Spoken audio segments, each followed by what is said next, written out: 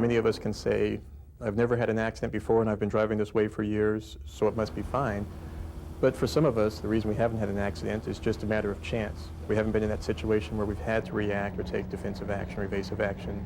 Because we've been doing something for years and it hasn't met with catastrophic results doesn't mean that it's a good driving habit.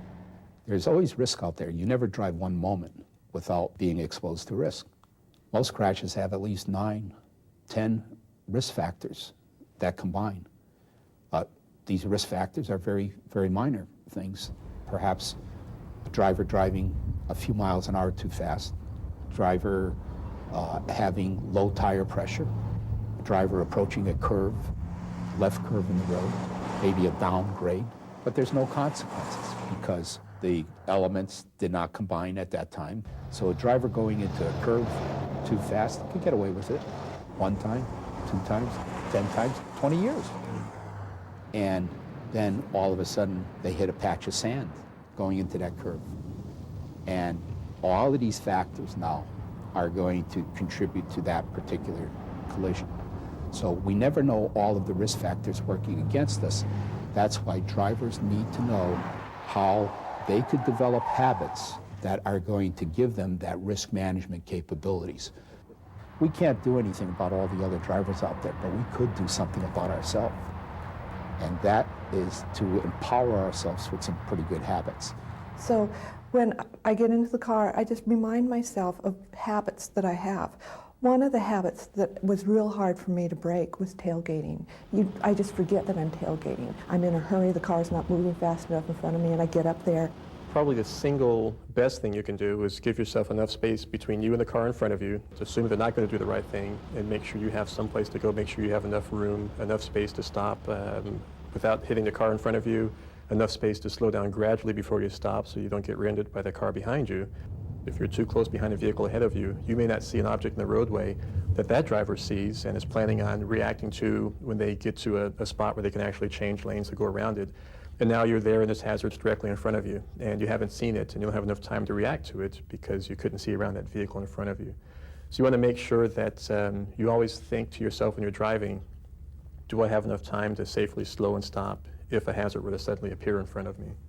That's like money in the bank. It's a gift you give yourself. If you keep that space, you're so much more relaxed.